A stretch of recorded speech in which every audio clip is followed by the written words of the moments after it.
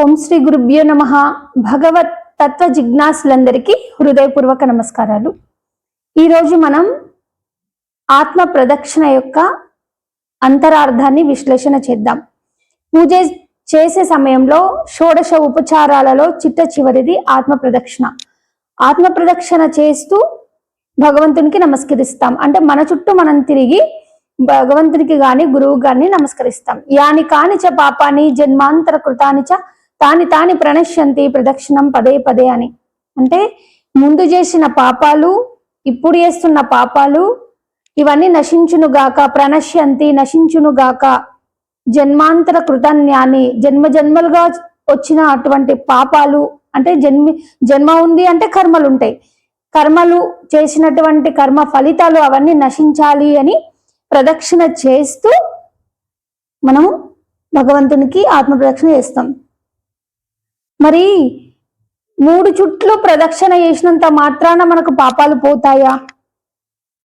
ఈ విషయాన్ని విశ్లేషణ చేద్దాం. ఆత్మ ప్రదక్షిణ అన్నారు. ఇక్కడ మనం గుడి చుట్టూ ప్రదక్షిణ చేస్తాము. తీర్థయాత్రలకు వెళ్ళినప్పుడు చెట్ల చుట్టూ కానీ, అంటే ఔషధ మొక్కల చుట్టూ కానీ, తులసి కోట చుట్టూ కానీ, వివిధ దేవాలయాల చుట్టూ కానీ, ఇంట్లో పూజ చేసే సమయంలో కానీ మనం గుడి చుట్టూ ప్రదక్షిణ చేస్తాం.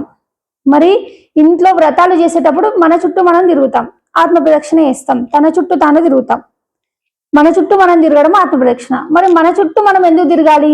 గుడికి వెళ్ళినప్పుడు గుడి చుట్టూ తిరుగుతున్నాం కదా, మోక్షం వస్తుందని. మరి వ్రతాలలో, వ్రత కల్పాలలో ఆత్మ ప్రదక్షిణ చేయమన్నారు. ఆత్మ ప్రదక్షిణ అంటే ఏంటి? మరి మన చుట్టూ మనం ప్రదక్షిణ చేస్తే ముక్తి వస్తుందా అంటే అర్థం ఏంటి దీంట్లో? చుట్టూ ప్రదక్షిణ చేయగా నా చుట్టుముట్టు మొట్టమొదలే బట్ట బయలుగా దిట్టమై నెలకొన్న వాణి చుట్టూ తిరిగి చూడబోయిన నట్ట నడుమనలేని నాయి పుట్టి తిరుగుటలొదులుకొనెని పూజా చేయగా భూనితి శ్రీ గురు మహా రాజారాజుల నమ్మితి. ఆత్మ ప్రదక్షిణ అంటే మొదటగా బయట వెతకకు భగవంతుణ్ణి, నీకు కనిపించదు భగవత్ తత్వము. భగవత్ తత్వం కనిపించాలి నీకు, భగవంతుడు నీకు గోచరించాలి, నీకు కనబడాలి అంటే ఫస్ట్ నీకు నువ్వు కనిపించాలి. నాకు నేను ఎలా కనిపించాలి? మనకు మనం ఎలా కనిపించాలి? మనం శరీరమా? మనకు మనం కనిపిస్తున్నాం కదా, అద్దంలో చూసుకుంటే మన శరీరం మనకు కనిపిస్తుంది. మరి ఈ శరీరమే నిజమా? మరి ఆత్మ ప్రదక్షిణ అన్నారు, శరీర ప్రదక్షిణ అనలేరు కదా, కాయ ప్రదక్షిణ అనలేరు, ఆత్మ ప్రదక్షిణ అన్నారు కదా.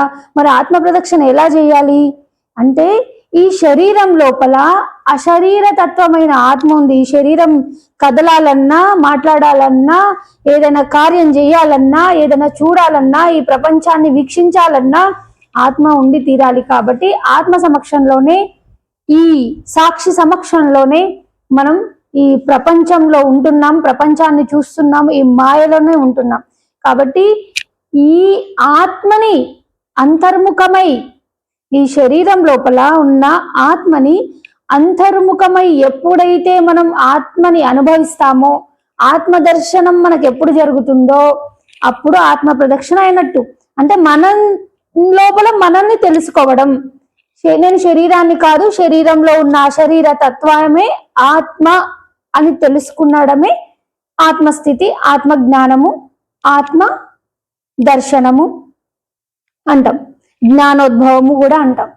మరి ఆత్మస్థితిని తెలుసుకున్నప్పుడు ఆత్మ ఎక్కడ ప్రదక్షిణ చేయాలి? నిరాకారము ఎట్లా ప్రదక్షిణ చేస్తుంది? దేహం ప్రదక్షిణ, దేహ ప్రదక్షిణ అనలేరు, ఆత్మ ప్రదక్షిణ అన్నారు. కాబట్టి ఆత్మ కనిపించనిది, అవ్యక్తంది. ఆత్మ ప్రకాశము, జ్యోతి, వెలుతురు, ప్రజ్ఞ. మరి ఇది ఎట్లా కనిపిస్తుంది? అది నిరాకారం కదా. నిరాకారము ఎట్లా ప్రదక్షిణ చేయాలి?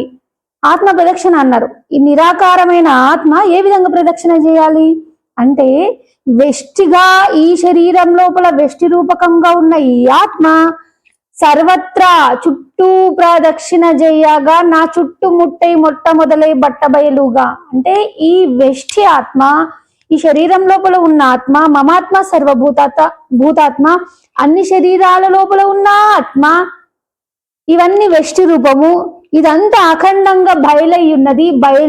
బయలు లోపలనే బయలై ఉన్నది. అంటే ఈ వెష్టి సమిష్టి భావంతో ఏర్పడడమే, ఈ బయలును చూడడమే అసలైన ఆత్మ ప్రదక్షిణ. ఆత్మ అంటే తన నిరాకార స్థితి ఏదుందో, తన సాక్షి ఏదైతే ఉందో, ఆ సాక్షి అంతటా ఉన్న అచల స్థితిని, బయలుని చూస్తూ ఉండాలి. బయలుని ఎరుగుతూ ఉండి కూడా దిట్టమై నెలకొన్న వాణి చుట్టూ తిరిగి చూడబోయిన నట్ట నడుమల లేని నాయి ఆత్మ కూడా అందులో లీనమైపోయి ఉంది. అంటే ఆత్మ ఉన్నది ఒకటి కాకుండా మొత్తం ఉన్నదే బట్టబయలై ఉన్నప్పుడు నేనెక్కడున్నా? ఉన్నది పరమాత్మ బట్టబయలై ఉన్నది, బయలై ఉన్నది. బ్రహ్మము బయలై ఉన్నప్పుడు ఆత్మ ఏ విధంగా ప్రదక్షిణ చేస్తుంది అంటే దిట్టమై నెలకొన్న ఉన్నా, అంటే దిట్టంగా నెలకొని ఉన్న ఈ బయలు లోపల నేనే లేకుండా పోయినా, అంటే నేనే ఏమైపోయినా బయలైపోయినా, ఈ ఆత్మ ఏమైపోయింది? బయలులో బయలయ్యన్, బయలు లోపల కలిసిపోయింది. ఈ వెష్టి, ఈ ఆత్మ ఈ సమిష్టి అనే బయలు లోపల కలిసిపోయింది. అదే ఆత్మ ప్రదక్షిణ. అంటే ఆ ప్రదక్షిణ అంటే అంతర్బహిష్ట సర్వత్ర అచలోయం సనాతన. ఏంది ఇదేంటి? ద్వాదశి భావన. దశ దిశల లోపల బయట మొత్తము దిట్టమై నెలకొన్న ఉన్నది బట్ట బయలు.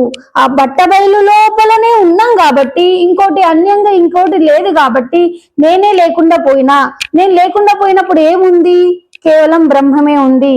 ఎప్పుడైతే ఈ ఆత్మతత్వము ఆత్మతత్వ స్థితికి, అంటే ఆత్మజ్ఞాన స్థితికి వచ్చిన తర్వాత ఆత్మ ఏం చెప్తుంది? ఏం ఎరక చేస్తుంది? మనకి చుట్టూ బయలై ఉన్నది, ఎక్కడ తిరిగి చూడు బయలై ఉన్నది. ఆ బయలులో నీవు కలిసిపోయి ఉన్నావు, నీవు సపరేట్ గా లేవు, ఆ బయలే నీవై ఉన్నావు అని అప్పుడు ఆత్మ అవగతం చేసుకుంటే, ఆత్మ ఎవరు? మనమే, మన జ్ఞానమే. అప్పుడు జ్ఞానం అవగతం చేసుకుంటేనే ఈ బట్ట బయలు అనేది తెలుస్తుంది. అందుకనే ఆత్మ ప్రదక్షిణ అన్నారు. ఆత్మ ఆ జ్ఞానము అంతటా ఉన్న అచలాన్ని చూడాలి, అంతటా ఉన్న బయలును ఎరగాలి. అదే ఆత్మ ప్రదక్షిణ. అందరికీ జై గురు. సర్వేజన సుఖినో భవంతు.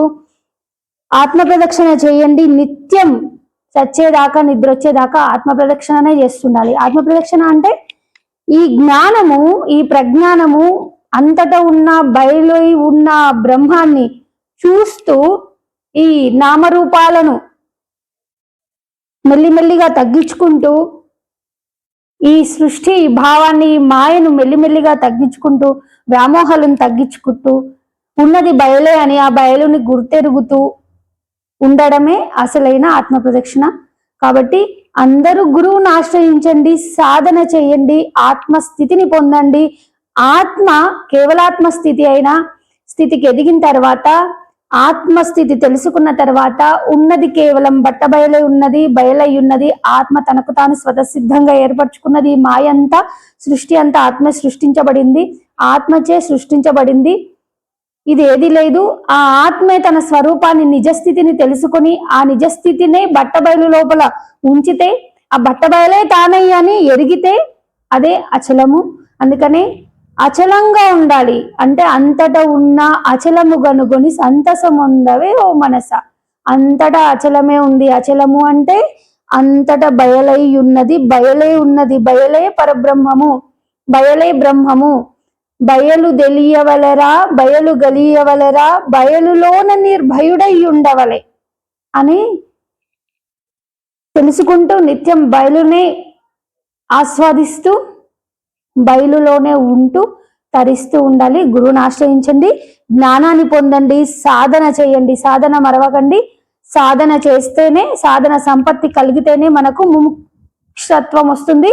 నిత్యానిత్య వివేక జ్ఞానం కూడా వస్తుంది. ఏది నిత్యము, ఏది అనిత్యము, ఏది ఆత్మ, ఏది బయలు, ఏది ఎరుక, ఏది పరబ్రహ్మము, ఏది అచలం అనేది మనకు సాధన చేస్తేనే తెలుస్తుంది. కాబట్టి సాధన చేయండి. అందరూ సాధన చేసి బయలు లోపల బయలై నిర్భయుడై ఉండాలి.